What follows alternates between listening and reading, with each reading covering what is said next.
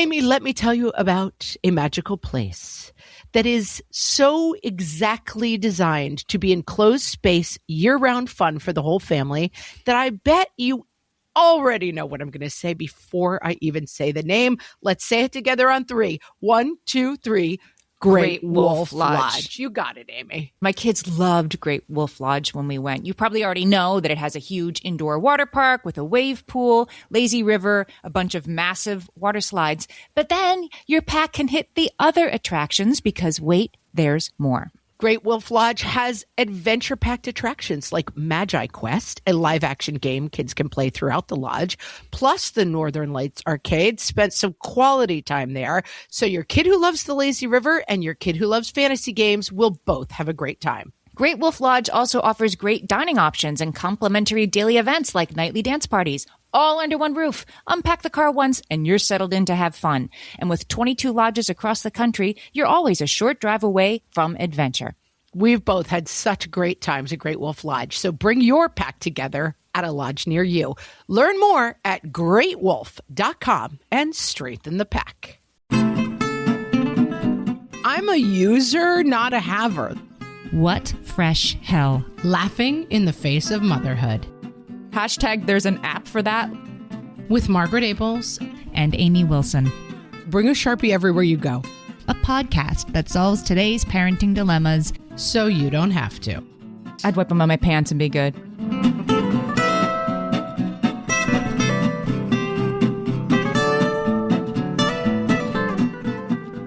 Hello, everyone, and welcome to What Fresh Hell, Laughing in the Face of Motherhood. This is Margaret. And this is Amy. I'm so excited for today's episode. We are going to talk about our and our listeners' minor and yet life-changing tips. Get ready, you guys. Yes. Get ready. You'll be listening to this one again. But first, we have a good mailbag. Mailbag. Anna on Facebook wrote in to say she was listening to the What Fresh Hell is Winter episode, and Anna says, the next time you need to consult a Canadian that does winter. I saw this one. Right? She said a therapy light is 10,000 lux and has to be as close to your face as possible, as early in the morning as possible. I do 30 to 60 minutes with the therapy light propped on my monitor while I work. 10 degrees Fahrenheit for me is now, I don't need a coat if I'm just running the garbage out temperature. No, I don't really know why I live where the air hurts my face. So I saw that one. I'm glad you pulled it because as a New Yorker, this is, I think, the third longest we've ever gone without snow. That's it. It's winter forgot us this year. Texas got our winter this year. Sorry, guys.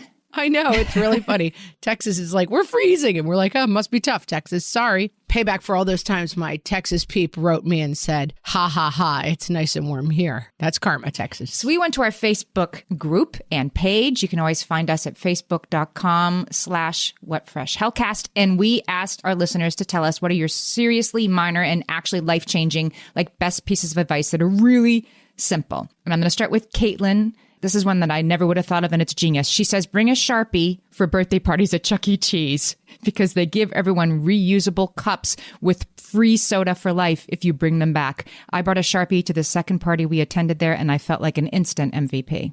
I'm going to yes and this. I'm going to say bring a Sharpie everywhere you go for when you have kids under 20. Yes, bring a Sharpie. Yes. A Sharpie is my favorite thing. The amount of times you need a Sharpie. And I will say, and I'm not sure I should say this because I'm not sure it's medically sound. I was big on Sharpieing my phone number on kids' hands at places like, amusement parks and other places. Now, is that poisonous? I should probably look that up before I tell people to do it. But I once had a kid who at 6 or 7, we were talking about college. He said, Mom, I'm not really sure about college. And I said, well, you don't have to decide now. You got a lot of time. There's lots of people who don't go. Lots of people do go. You can decide later. And he finally said, I guess I would go if you promised to write your phone number on my hand with a Sharpie. Because I would do it whenever he was away from me. That's so cute. And so I always picture dropping him off at the college and being like, before I go, let me write my phone number on your hand in Sharpie. You know, the Sharpie thing on cups, like you don't just need it for Chuck E. Cheese. I've definitely used it when we needed a back to one on the number of water glasses we use in our house. Like we go through like 30 water glasses during a day and they're all over our apartment. If you just go like, I know I'd always rather use a reusable glass than a plastic cup, but I have found that 4 plastic cups with our names on them, or 5 plastic cups, if my oldest son is home, we use 5 all day instead of 30 in a day. Listen, I've been at the beach with my kids and we, people are going in different directions and then we decide we want to go back and I'll just write on a towel and Sharpie, we went back. I'm a Sharpie believer. I Sharpie everything, people. Susie says, my mom taught me to always keep a Sharpie and a mini measuring tape in my purse. Both have come in handy numerous times. That mini measuring tape, that's a good one. Yeah, we always are missing the measuring tape in our house. And yeah, you'd be surprised. And sometimes you need the flexible kind. Like sometimes I'm trying to measure the kid's waist with like the bendy, crackly kind. Like the carpenter one? Yeah. It's like, it's like, okay, if you were square, your waist would be this big, but you are round. So it's not working that well. And it's the one thing, like, hashtag there's an app for that, like truly just about everything, but not measuring tape. Oh, there probably is, but it wouldn't be as good as an actual mini bendy measuring. I have to dial in on one because Amy and I work off of notes. So we have everything that everybody has said in documents for easy listening, helped out by our wonderful Erica who does them for us. And Carla's says, this is her tip, don't add salt to the water when boiling corn cobs. It toughens it. Add sugar instead. It draws out the sweetness and keeps it tender. A totally fine tip. And I hope it helps someone out there. But underneath it, in italics, it says, Amy has a life-saving corn tip. And ever since I reviewed this document, I'm like, what could Amy's, quote, life-saving corn tip possibly be? I'd like to amend that note. Lay it on me. This better be good, Amy. I have been anxiously anticipating this corn-related life changer for 24 hours now. Yeah, it's a changer. I was going to say it's not a life saver. I misspoke. It's a life changer. First of all, Carla, I don't add salt or sugar to my corn water. This is a very interesting notion. I mean, why wouldn't you? Maybe a little both. I don't know.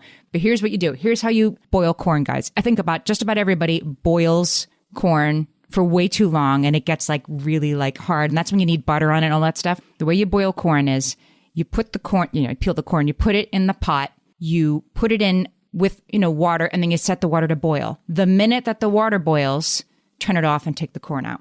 The time that it took for it to come to boiling is all you needed.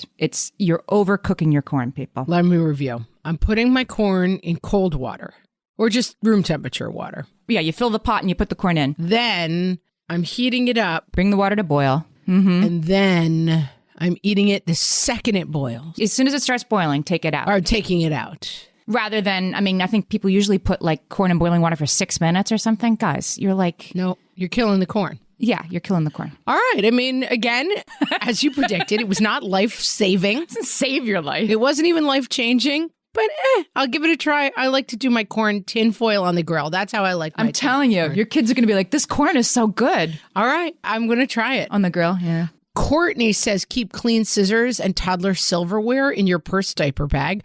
Restaurant silverware is always too big for little hands and little mouths, and scissors are so much faster than knives when cutting food for hangry people. Wow. I have an unbelievable aversion to cutting food with scissors. Whenever I see it, it's like what do you call that? It's like it gives me the willies. Heebie-jeebies, I would call these. And yeah, I don't know why. Obviously it makes a lot of sense to cut food with scissors, but when I see it, I just think they're dirty. When have you seen people cutting food with scissors? Is this a big problem in your life? Well, chefs do it all the time. Yeah. Chefs do it all the time, I guess. I don't see them do it. Open kitchen. I will cut herbs with scissors, but people cutting like a steak with scissors is It's like an ASMR, like inverse reaction.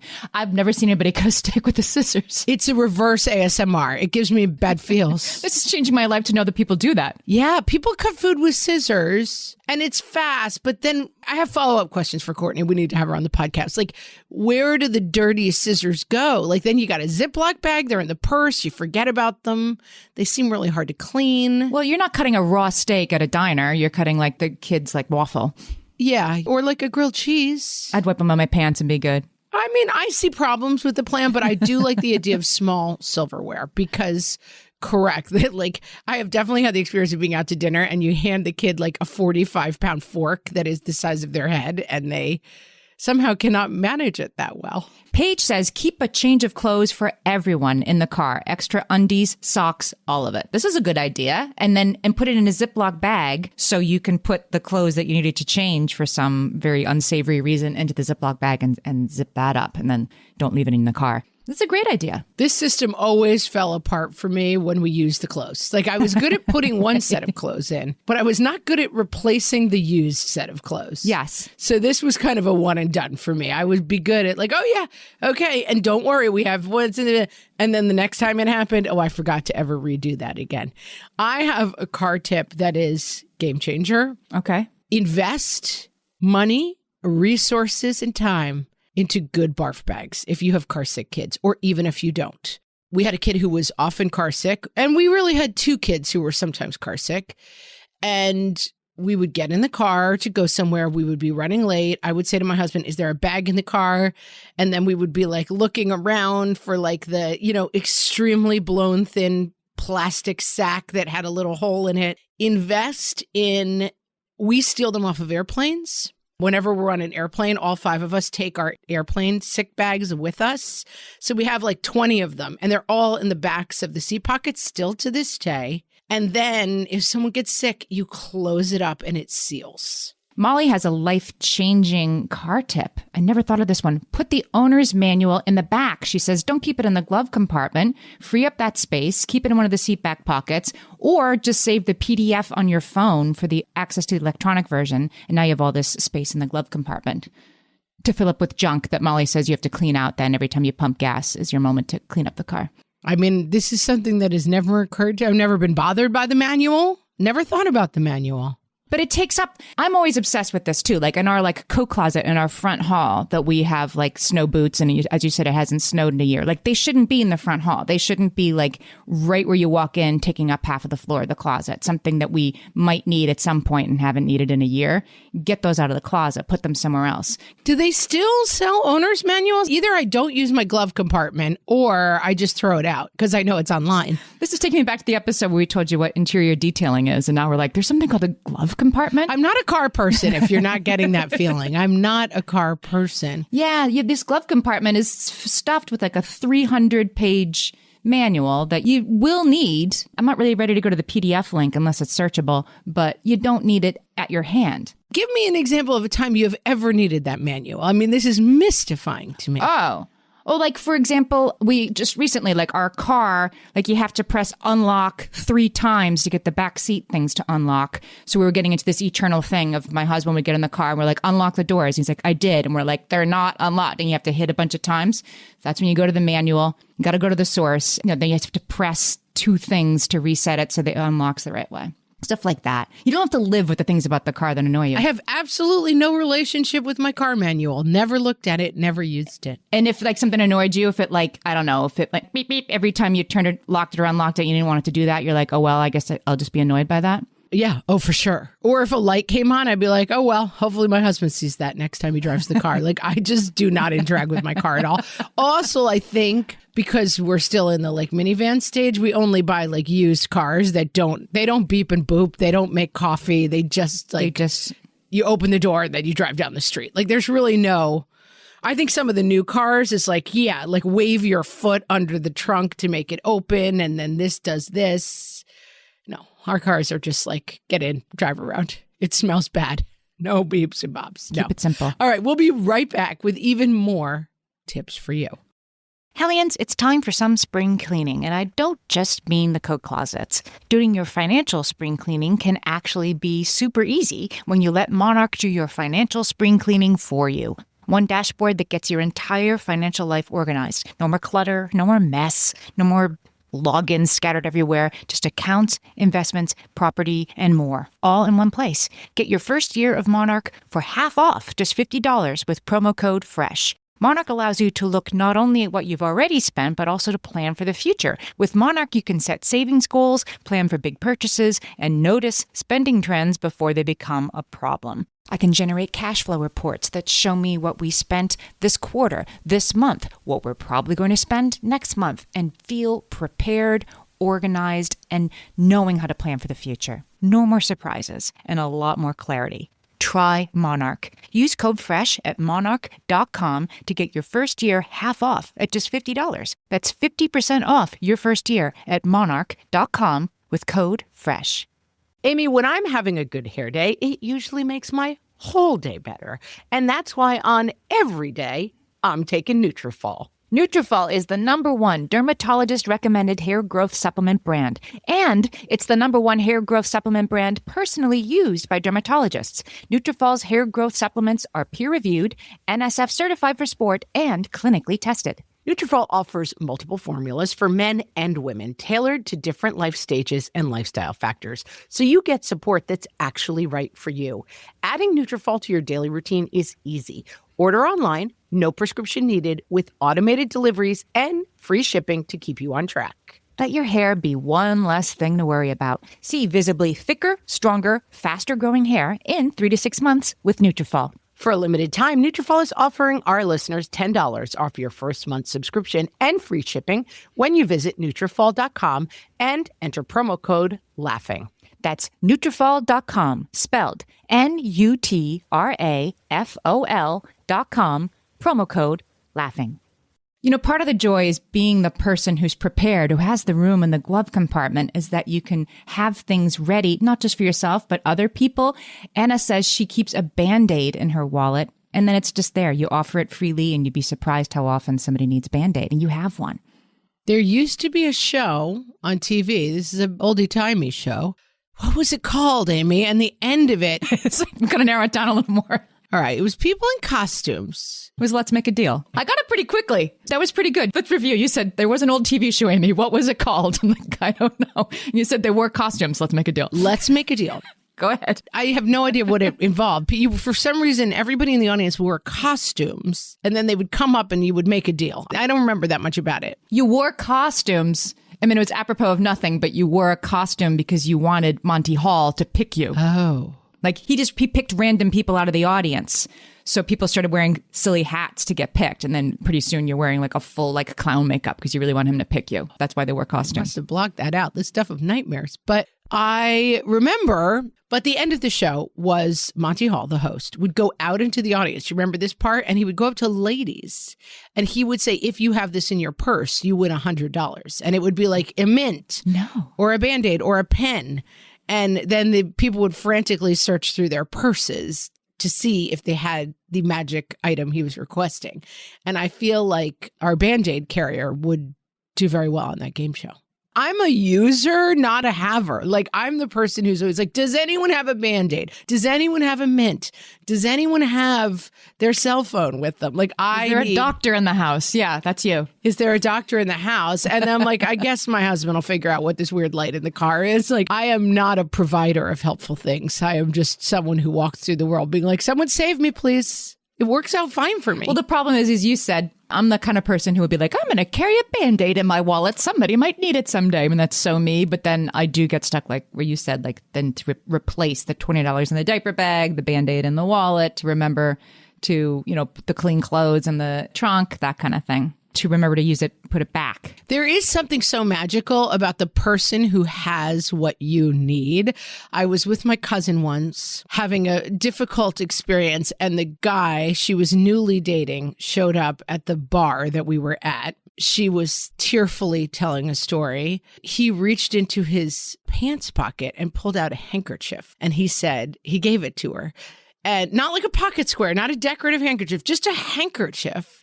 And he said, my mom always said, just always carry a handkerchief in case, you ever run into anyone who's emotional. And it was like, here it is. And it's a tourniquet. And I have to say, it was so impressive that I kept talking to my husband about it until literally he's like, I've heard enough about the handkerchief. I'm ready for you to drop the handkerchief story, because he took it as a personal affront that there were like a real man, hunky dudes walking through the world, like handing ladies handkerchiefs. And he's like, I get it. The guy had a handkerchief. And every time we see this guy still, because they ended up, not surprisingly, they ended up together and now they're married. Every time we see him, My husband's like, drop the handkerchief story. I don't want to hear it again, the handkerchief story. But being prepared in an emergency will win you friends and influence people. It's the ultimate meet cute story, right? Like I had something and you needed it. My husband and I met because he asked me if we were on a bus. We were sitting across the aisle from each other on like a Greyhound bus. A Greyhound bus. I love that story. Amy met her husband on a Greyhound bus, people. It actually wasn't Greyhound. It was Mart's Trailways, but people don't know what that is. So it was a Greyhound equivalent, let's just say. Close enough. And he asked me if I was done with the newspaper I was reading. Guys, it was a long time ago and we didn't have phones to look at. So I was looking at a paper newspaper and he asked me if I was done with it. And that's how we started talking. And I had a newspaper to give him. See? I want to move on to some kitchen tips because there's some good ones for sure. Some ones I'd never heard of. Jenna says if you microwave a lemon or lime for about 10 seconds before you juice it, you get so much more out of it. Have you ever heard of this? Literally never. I mean, not much of a baker or a chef. No, I don't know about that. I don't boil corn. No glove compartment, no corn. This is all making me feel like I don't do any of these things, guys. That's another way to handle it. Somebody else said, I have done this. Carla says, cut the preparation time on potatoes down by microwaving them. Like if you microwave your potatoes or your sweet potatoes for 5 minutes before you put them in the oven, they'll cook in half an hour instead of an hour. That makes sense to me. But look at Caitlin here. Listen, cut pizza with kitchen scissors instead of a wheel or a knife. No dragging cheese, clean cuts. It's awesome. People, you are playing into my worst fears. Cutting food with scissors is my nightmare. I'm sorry. I get that it might be cleaner. What upsets you because they might be using it? Because then there's like, it feels there's a piece of the scissors that will always have pizza cheese in them, right? Like how do you... Oh. I do have a pair of kitchen scissors that I sometimes take apart and wash. You take them apart. But even still, I feel like once scissors touch pizza, you have to throw them away. Like, how could you ever use them again for anything? Keep disposable pairs of scissors in your bag to cut things once and then throw them out. There's no such thing as disposable scissors. I hate disposable world. I don't want you to reuse them. This is just a mental block that I clearly have that is not shared by our listeners. And God bless you, all of you out there cutting food with scissors, but it grosses me out. Kristen says, this is something I'm trying to, I had already sort of thought, like, I need to do this. Write expiration dates on bottles and packages with a Sharpie so you never use 2-year-old salad dressing again. Or I would just say, like, if you make chicken parm on Monday night, just write, like, chicken Monday on it or the date or whatever. So when it gets to be Friday, it's like, is this still good? Can we still use this? You know what it is and when it's from. We need to reach out to Sharpie for some sponsorship opportunities because... we all need Sharpies. I actually really like that idea of the Sharpieing the things in the fridge on like their label because we were just doing this with whatever it was, the thing you never use but is good. Let's call it hoisin sauce for now. Yes. And you just go and it's like, oh, shoot, this is from 3.5 years ago. We have not made this dish in a long time, you know. And it's just blue cheese dressing is that way in our house. Like I like a little buffalo chicken dip in the summer when we're barbecuing.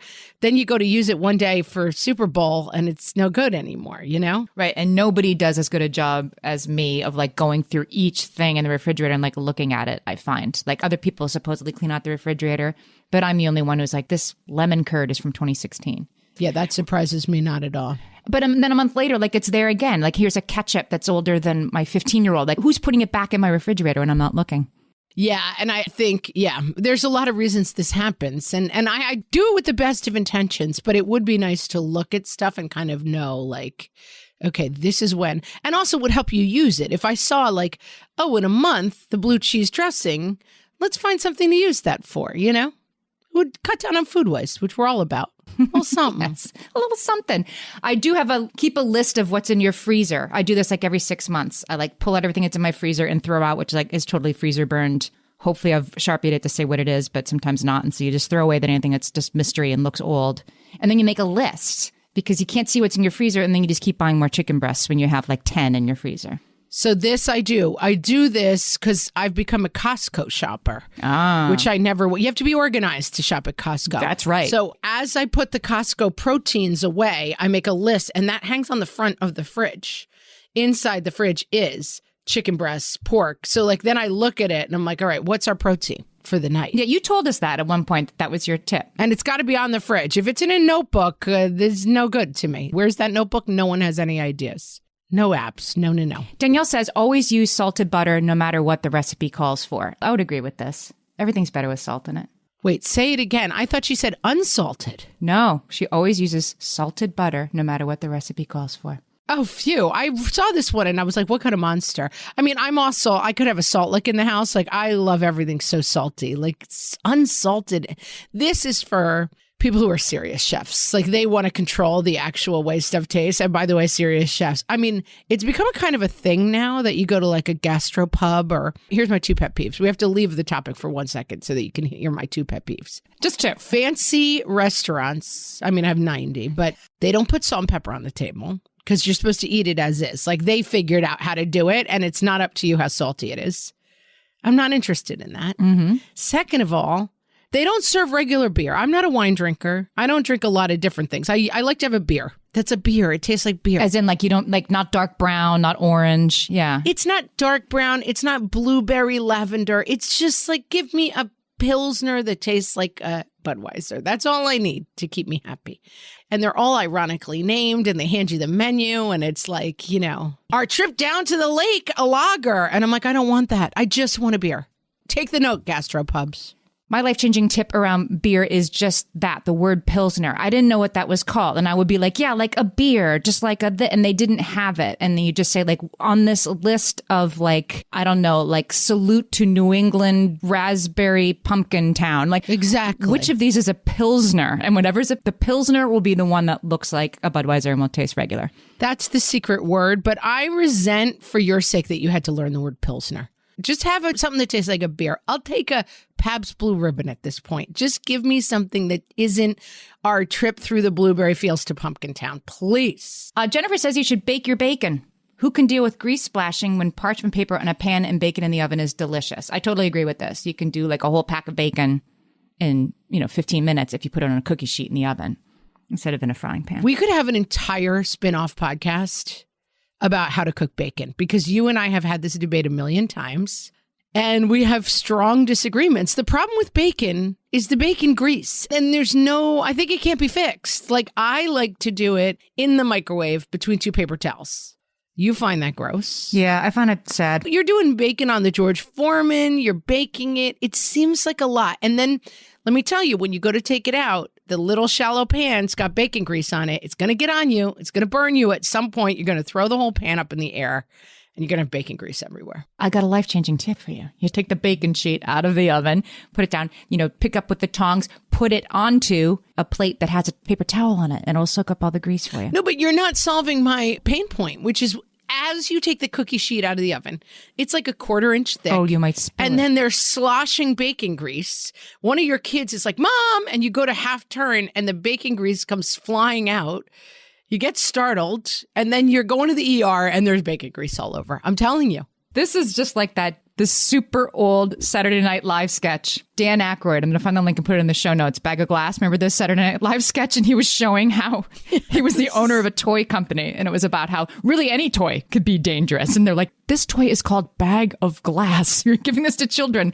And he just goes on to show like, sure, a teddy bear. Like, oh, it could choke me. Anyway, so you're trying to tell me that my greasy bacon preparation is more dangerous than your own. I'm just saying, look for the Atlas Media spin-off podcast, All Things Bacon with Margaret and Amy. The wrong way to cook bacon. It's just bacon cooking. And it's going to be a 90-episode podcast about how to cook bacon, because you and I have a lot of thoughts on it and we completely disagree. Lonnie, this is one I've totally come around to myself. She says, just put the wooden spoons in the dishwasher. Yes, the dishwasher will eventually ruin them, but they cost less than $1 when they're totally shot. Just buy new ones. This is like scrubbing a soggy wooden spoon. I hate doing it. And yeah, I'm just going to put it in the dishwasher and it'll get cleaner. I'm going to let you in on a little horrifying secret at our house. Everything goes in the dishwasher. The good knives go in the dishwasher. Everything goes in. There's no such thing as a non-dishwashable item in my house. It goes in the dishwasher. I get it. The wooden knives, I get it, but I can't. Otherwise, they sit in the sink for 4 days. They go in the dishwasher. It was a total war of attrition. My husband and I would both play like, dish chicken of like who could walk by the last 4 knives. The nonstick pan. Right. And it's funny. We never even verbalized it. But one day, I think maybe he saw that I started putting them in the dishwasher and he was like, oh, thank God. Now I have permission to put them in the dishwasher. But we dishwash our good knives. And I'm sorry if that's wrong, but we can't be right. Agreed. And I think we're sort of grandfathering some stuff in on dishwashers and washers and stuff like that. I just recently saw some meme saying, attention, people over 40, you can just wash everything on cold. It's fine. And I thought that might be true, although then I did put a towel in with my stuff and it got a little gray, my white t-shirt. But I think, in general, we think of these dishwashers and washers, they've gotten so much more complicated. Like new cars, they beep and boop. They do more things. You can put a wooden spoon in there. It's going to be okay. Skip it. We'll be right back. My favorite skincare products actually feel more like self-care, like they're so nice to put on and they smell so good that I'm actually happy when I get to that part of my day. And I swear that is how I feel about Osea's anti-aging body balm. Amy, you are usually the lotions and potions queen on this podcast, but I have to say, hard agree. Osea's anti-aging body balm is a liquid silk body balm that combines the lasting hydration of a lotion with the firming power of a serum, leaving skin smoother and firmer. This body balm is clinically tested and designed to deliver visible results you can see and feel. So we've gotten to use this product for a couple of months now, and I swear I have really noticed firmer and smoother skin, like on the back of my hands. It's like getting a mini spa treatment from head to toe. Get a spring-worthy glow with clean, clinically tested skincare from Osea. And right now, we have a special discount just for our listeners. Get 10% off your first order site-wide with code FRESH at OseaMalibu.com. That's 10% off your first order with code FRESH at OSEAMalibu.com. At DSW, we ask the important questions, like, what shoes are you going to wear? Whether you're prepping for wedding season, festival season, or just planning the ultimate vacay, the right shoes can make or break an RSVP. So own the moment. You've got big plans, and we've got just the shoes. At the perfect price, of course. Get ready to get ready with Designer Shoe Warehouse. Head to your DSW store or DSW.com today and let us surprise you. All my kids learned to swim when they were little. It was super important to me that they be confident and safe in the water. There was only one problem with that: taking them to swim lessons. I mean, the pools were freezing. There were always cranky adults doing laps right there. And it was definitely not, for any of us, what you would call fun. Amy, heard. But now there's Goldfish Swim School. Goldfish takes a really thoughtful approach to swim lessons, combining research-based teaching with a warm, kid-friendly environment that actually helps kids thrive in the water. Every detail at Goldfish is thoughtfully designed to create a golden experience, from shiver-free, warm indoor pools to comfy waiting areas for parents to professionally trained lifeguards on deck. Goldfish uses an approach called the science of swim play, which combines guided play with proven teaching techniques to help kids learn to swim, build water safety skills, and gain confidence, all at their own pace. Lessons are designed to meet kids exactly where they're at. If you've been thinking about swim lessons or just wondering where to start, this is a great opportunity. Right now, Goldfish Swim School is offering a waived membership plus your child's first lesson free at participating locations. Just visit goldfishswimschool.com/free to find a location near you and enroll using promo code FREE. That's goldfishswimschool.com/free, promo code FREE. And now, lies moms are comfortable telling. From the What Fresh Hell podcast. I'm sorry, honey, this store doesn't sell sugary cereal. Oh, your baby is so cute. Eat the dinner Grandma made. It's delicious. We took Mr. Peppers the gerbil to go live on a gerbil farm upstate, where he'll have a ton of new gerbil friends. We hardly ever do screens at home. We really prefer to do arts and crafts. I don't know what's wrong with little Timmy today. He never acts like this at home. So sorry I'm late for pickup. I definitely left on time, but I got caught behind a mail truck. Where's the flower in the pot that sings the Macarena every time you walk by? Oh, that ran out of batteries. And there are no more batteries at the battery store, so he won't be working for a while now. Yes, Johnny would love a book for his birthday. Are you kidding? He prefers books to toys, in fact. Yes, totally. We're on the way. We'll be there in just a few minutes. This has been Lies Moms Are Comfortable Telling. From the What Fresh Hell podcast.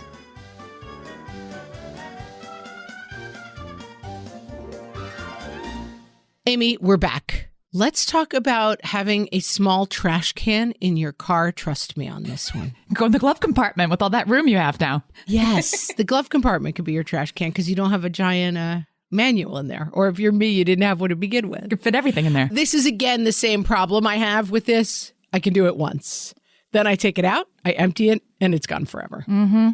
It's the emptying the trash can and putting it back that I have trouble with. I have no problem with always grabbing reusable plastic bags, which obviously I try to use fewer of those. And I used to, but like grabbing them and having them in the car and sticking them in the door well, like I would totally do that. But Carrie says just buy a bunch of those, those doggy bags that come in like little tight roundup things. She said, I keep a roll of those in my center console. And then you have like 40 in this little tiny thing. I'm going to tell you in the this can't be fixed category, our car is now just a trash can. And then like once, we try to do it, I would say once a week, but often it's once a month. It's all hands on deck. All 5 of us go out to the minivan. You throw all the doors open the back up. Everybody cleans it for half an hour. And then we vacuum it out and then it's kind of back to one. I have yet to find an ongoing system that works better than that. One of our listeners suggested that you just do it every time that you're pumping gas. I mean, obviously you can't pump gas and clean out your trash at the same time, I guess, but everybody else in the car. Like if you have a roll of these little plastic bags while you're pumping gas, you can yell in through the window, okay, kids, fill this bag while I'm pumping the gas. And then there's a garbage can right there to leave your stuff. Like you sort of make it goes with it. Somebody else suggested while you're waiting for the coffee to brew in the morning, always run the dishwasher at night. This was life-changing for me, even if it's 82% full, which my husband and I disagree on this one, but just run it. And then in the morning, you turn on the coffee. He wants it only run at full capacity? He wants it only run at 150% full capacity and a sink of dirty dishes. Like he waits way too long. Right. I'm like, just run it. And then in the morning, you turn on the coffee maker. You've got 5 minutes, unload the dishwasher and time for coffee. And you just sort of connect those two behaviors. Similarly, you could clean out the car to while you're sitting there for 2 minutes getting gas. One thing I need a back to one on that I had gotten better at is cleaning up everything that can be cleaned before you put dinner on the table. I've fallen back to that. And then my husband and I, at the end of dinner, basically, it's homework time. Now that we have middle schoolers, it's like right to homework. And then they're trying to get it done. And then basically we'll like sit in our chairs, watch our Jeopardy. And then it's like 9:00 at night and it's like, kitchen is dirty, it's better. And because now our kids can scrape their plates, wash them, put them in the dishwasher. So if you can get everything pretty clean before dinner starts, then you're just kind of washing dishes at the end of dinner. But I need to back to one. Last night, I kind of made a more elaborate dinner than I usually make because I had chicken cutlets in the fridge from Costco in the freezer. You knew they were there. I made a lot of dinner and then it was like, I had to send my poor husband in to clean up it after Jeopardy, which he didn't enjoy. I was thinking about when you were talking about the Peloponnesian Wars recently and how useless that is as a thing that your kid would have to know in the future. I did think to myself, well, not if he likes Jeopardy as much as you do. Let me tell you, having middle schoolers and a high schooler has completely upped our Jeopardy game. We are killing it. There was one last night. I was like, there you go. Machu Picchu, nailed it. Yeah. I mean, early River Valley civilizations, blank faces all around on Jeopardy. I'm like, call my middle schooler. We got this one. Yeah. It's stuff that you don't need to know. And we often now will pause it and make the relevant kid come into the room and answer the question, which let me tell you, they don't enjoy at all.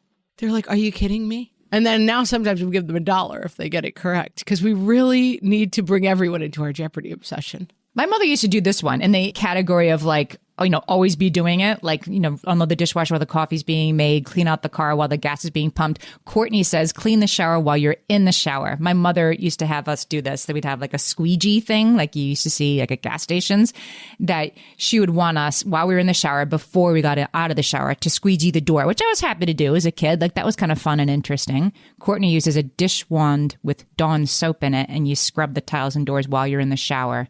And then you don't have to do it later. I keep veering into pet peeves, which is not what this episode is about. But now you've got me on another pet peeve. New fancy places. I have a shower with a rod with like a dingy, piece of cloth that hangs from it. There's a plastic liner and then there's a shower curtain, right? It's old school. But now when you go to fancy places, even like some people, like my dad has a shower like this at this condo that he now lives in.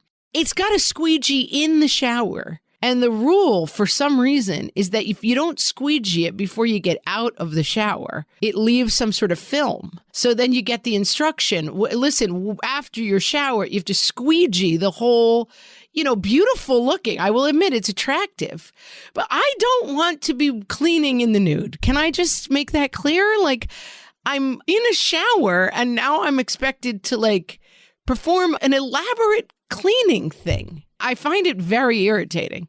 I hear you, but if you are going to be the one doing that cleaning anyway later, not in the nude, why not just do it? You rinse. You don't have to get back in the shower later. It's like I wash my dog while I'm already taking a shower. I guess that's true, but it seems like we should be farther along in shower technology. The fancier place you go, the more likely they are to have this system where you have to squeegee the shower yourself before you're allowed to exit the shower. I'm sorry, this is like a public place? Yeah, I can make my own choices. Like, this is my shower, my choice to do this or not, but I don't have to do it at the health club. It's like places I visited or Airbnbs that have these very fancy glass encased showers. Yes. And it has a little card that's like, please squeegee all the shower walls before you get out. And then you're wet and cold and cleaning someone's shower. It's terrible. I want to finish with something that would make anything better, and I'm going to apply this. I think this is life-changing. Leilani says milkshakes after every doctor appointment. Since implementing, there's been zero fuss about going to the doctor. Kara says use it for COVID tests, too, because kids hate the COVID test of the thing up the nose. If you have to have one of those, milkshake afterwards. Kids and me as well. I mean, COVID tests, not great. They're much better than they were in the beginning. Yes. I got a very early one and it was it came out my mouth, basically. This thing was like a brain scraper, we used to call them. They're not as bad as they used to. Now it's and sometimes they let you do it yourself, which is fine. You just, right. But kids can get very upset. But yes, I think in general, reward activity after bad activity is generally good. And you start it early and then that's how they remember it. So it might be play place after the dentist or whatever it is that you say dentist. Does that mean we're going to the play place? Yes. Uh-huh. Marketing, Amy, you're big on this. Squeegee the shower and then there's a milkshake right afterwards. You'd be like, oh, that's fine. I'll totally do that. Yes. If the Airbnb would leave me a snack, it'd be if you nude squeegee our entire shower correctly, you can have this treat afterwards. I would still hate it, but I might be slightly more amenable to it. Amy, we're going to need a part 2 on our major life-changing tips because we've barely scratched the surface. I still have a couple of my own in my pocket. Wow. And yeah, some of my favorite ones we haven't even gotten to yet. All right, so we're definitely going to do a part 2 on this very soon, so watch for that. If you enjoyed this episode, send it to a friend. There's a lot of ways in Apple Podcasts, Spotify, or probably wherever you're listening that you can tap the little square with an arrow coming out of the top. Send it, text it to a mom who could use a few laughs. And with that, we will talk to you next week. Thanks so much for listening, friends. Thanks.